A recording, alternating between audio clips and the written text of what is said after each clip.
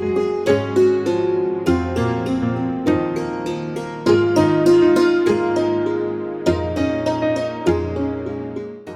in the Philippines again, and I'm kind of going on from the last one because we were talking about the ETLE in androphilic hypermasculine men. And just to recap, androphilic hypermasculine men are males, born males, with sexual inversion, so they're female sexuality, but they're in love with the idea of themselves, they're in love with themselves as supermasculine men. So they're actually aroused by the thought or image of themselves as highly masculine men, when they themselves are not naturally masculine. They're naturally very feminine. There's many studies that have shown this, that they do tend to be somewhat smaller, somewhat lighter, somewhat more slightly built and more delicately boned than the average for males in their population.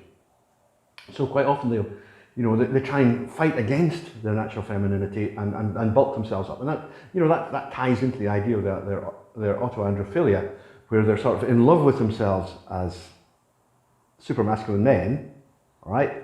And at the same time, they're trying to bring their bodies into line with this, which is exactly what autogynephilic men do as well. They're in love with the idea of themselves as women, and so they try and bring their physical reality into line with their mental concept of themselves as the person they love. So I want to go on and talk a little bit here about hierarchies, because hierarchies are hugely important, and I don't think it's something that I would just recommend everybody reads, because we're talking about a man here who was not a native English speaker, who was a French academic, and French academics are notorious for being as obscure as is possible in their own language, and they're 10 times worse when they're writing in English. Believe me, they're bloody awful. But if you have great patience, and it will take you a while, then it isn't a bad idea to read Michel Foucault's 4-volume work, The History of Sexuality. So there's a cat in here. It's not that I think that he was right in everything, but I think that many of his insights are useful. And his insight into... Would you be quiet? His insight into dominance hierarchies in sex is actually really, really accurate. It's quite right.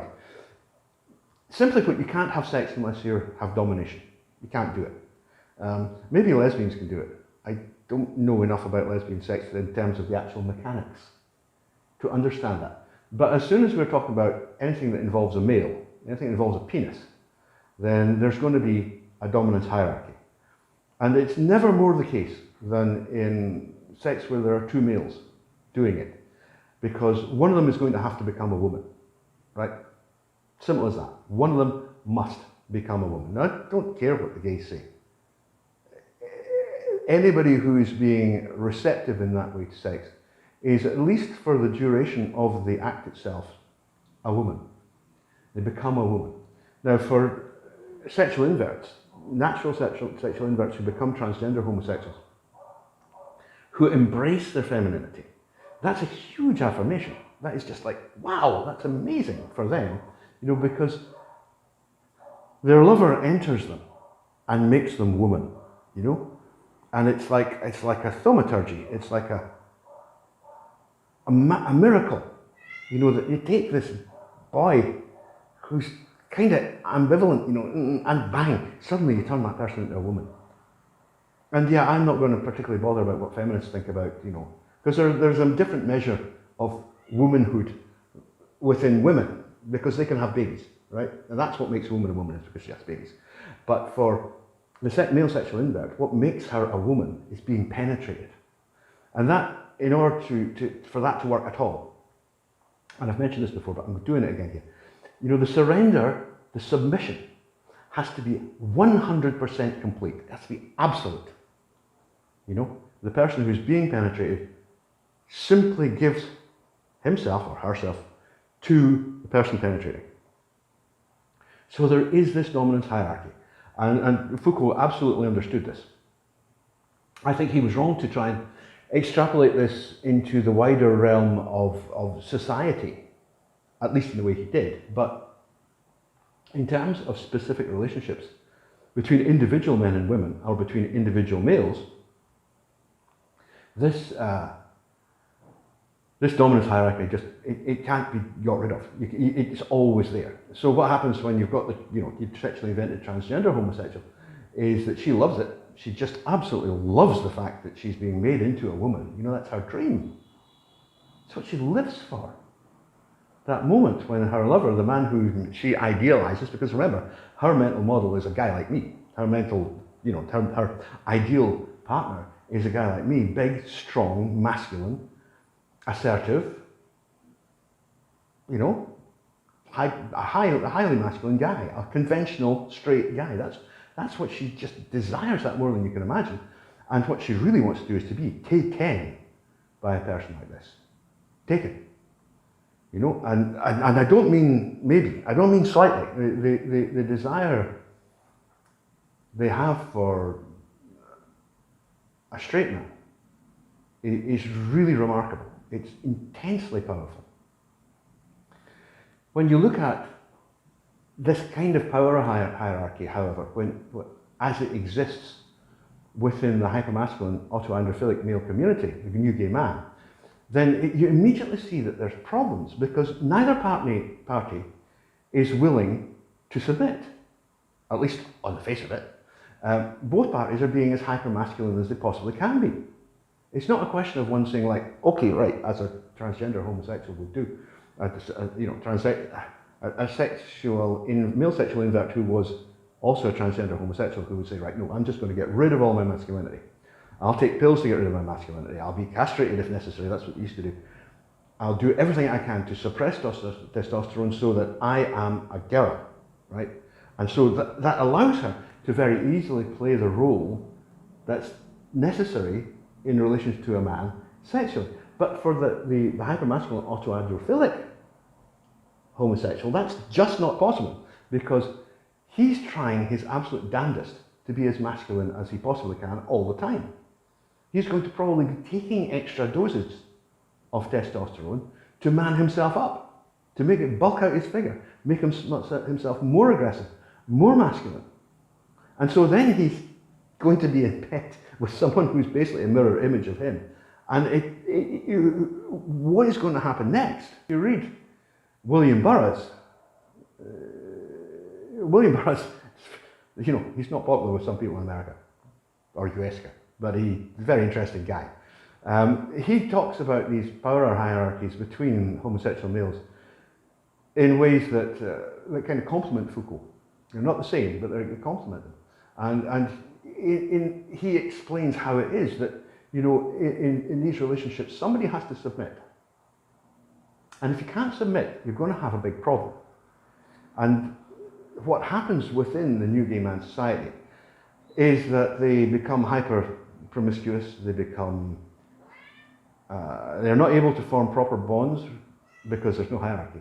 They can't actually establish the kind of hierarchy that would be required to have a proper relationship between, two sexual partners, because they're trying to be egalitarian all the time. And you can't do that. Society is not egalitarian. We're not based on egalitarianism. This is a false conceit. Society is based on hierarchies, right? And the essential hierarchy is that of the matriarchy, where it's the women, the most senior women are in charge. And that's what, if you look at traditional societies, that's what they're like. The most,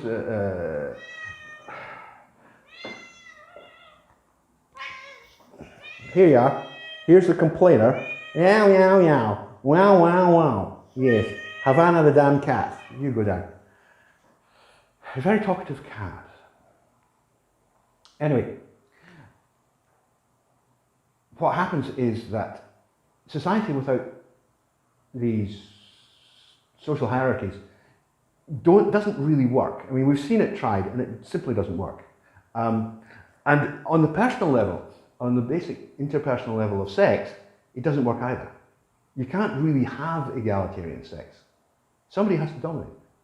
And if everybody is trying to be as dominant a masculine male as possible, then this just simply can't work. It can't be made to work. And that's why the new gay man has so many problems, and it's why the new gay man is often so aggressive. You know, he's hyper-masculine to start with. He's probably been taking testosterone half his life. But he's also very, very aggressive. He's aggressive in the same way that the autogynephilic transitioner is, you know. He can't stand his masculinity being called out, or people saying, ah, come on, get over yourself, you know, here, girl. That makes him blow a fuse. In exactly the same way as you would say to, if you're unwise enough to say to an autogynephilic male transitioner, you know, oh, come on, give over, you're not a woman, you're a guy in a dress. I mean, bang, straight up the bloody wall. You know, it's an instant narcissistic rage response. And the one you get from these androphilic, hypermasculine males is identical. It's exactly the same one as you're getting from the autogynephilic male to feminine transitioner. It's the same thing. And the reason for all of that, as I explained in the last video, is that it's all related to this ETLE. The ETLE, the erotic target location error, requires the setting up, or implies the setting up, of an alternative character to play the role of the sexual target. And that alternative character requires affirmation all the time. You know, it's constant. The need for affirmation is enormous. And they get it in various different ways. But in all cases, anything de-affirmative is absolutely, it's catastrophic. They can't deal with it. And that's when, you know, an autogynephilic transvestite is refused access to a woman's toilet. I mean, boy, hits the roof. Same thing in men, where you've got hypermasculine autoandrophilic males. If their masculinity is questioned in any way at all, and they'll just go through the roof. They'll get very angry. They get very upset with you, because you're basically destroying their sense of identity. Because remember, this person who's in the driving seat. One moment, please. Sorry, I got rid of the cat.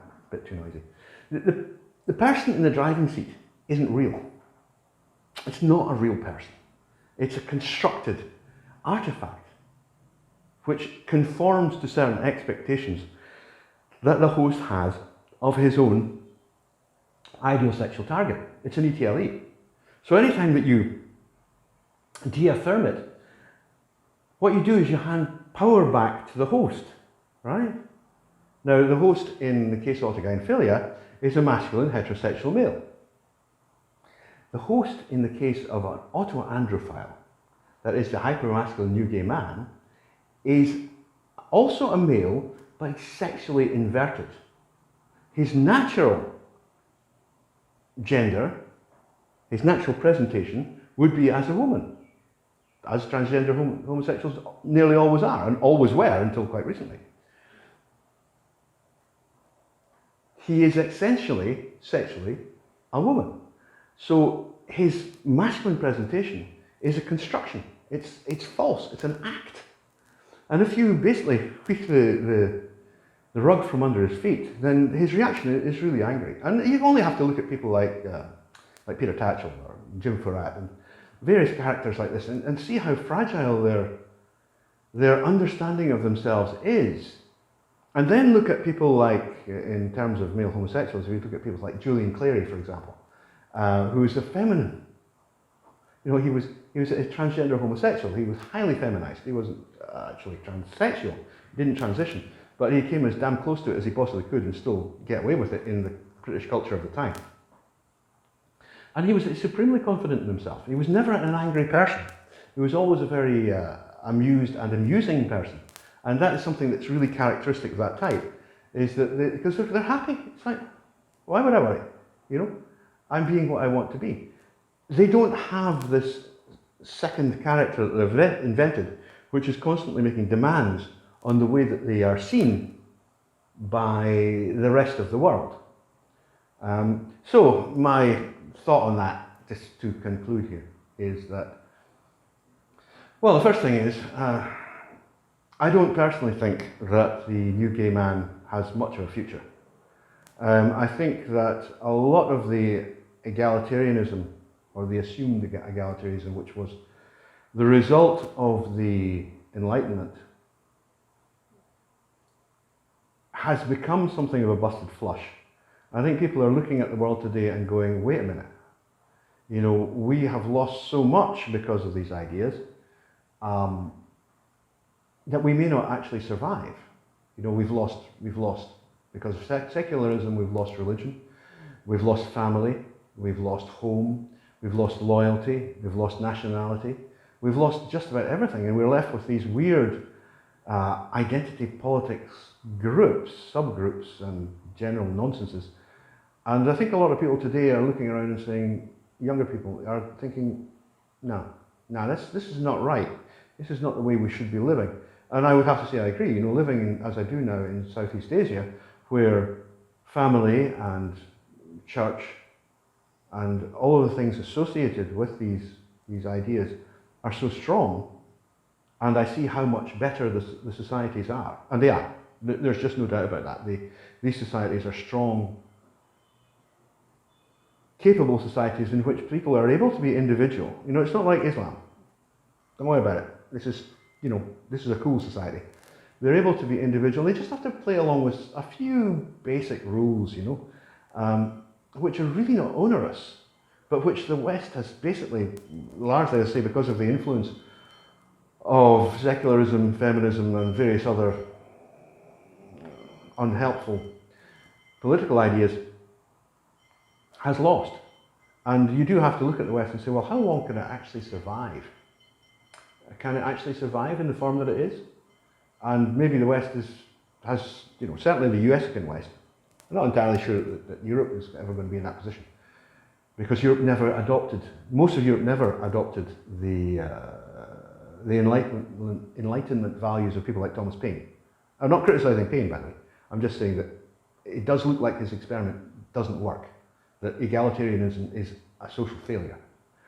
And so most of Europe never adopted that. You know, if you go to places like Italy or Spain, Greece, southern, and also in Eastern Europe, but also in traditional parts of the West and Northern Europe, you find that these traditional values remain very strong, and they've been very much more resistant as societies, very much more resilient, that's the right word, as societies than the Western, the US-can, particularly the US-can ideal. I think that what's going to happen in the fairly near future is that transgender homosexuality is going to overtake. It's going to come back into its strength. We'll see an awful lot more sexual inverts becoming women. And I'm not talking about the autogynephils here, that's something else altogether. We're talking here about sexual inverts. HSTS, we've often called them in the past, but I've started calling them sexual inverts because it doesn't use the word homosexual. And it's actually scientifically more accurate anyway. I think we're going to see a lot more of those. I think we'll see as a result, because there's only a certain number. Sexual inversion is a biological function, right? So there's only a certain number in any given society. And if more of them become transgender, then less of them must become hypermasculine. And I think that what we're going to see over the next few years, and I think we already see the straws in the wind, is the hypermasculine new gay man is going to be, he's already on the retreat. I think he reached his high water mark, even in the West, around about 2000 to 2010. And I think that certainly in the decade after that, the decade we've just completed, you can see the rollback. You can see, for example, and we'll do another video about this, in homosexual males who claim to be non-binary.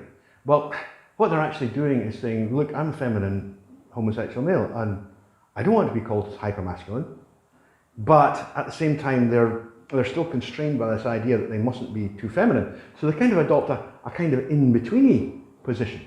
The British singer, one-hit wonder Sam Smith, classic example of this. But we'll do another video about that. Anyway, that's for just now, that's it. Hope you enjoyed. Take care. Please subscribe. Please, please, please. It would be lovely if you would donate just a little bit. you know, because these videos, I know I only do maybe 1 or 2 a week, but still, doing one of these takes at least half a day, and usually a whole day. By the time I plan it, actually record it, several takes on most things, then I have to edit and put it together.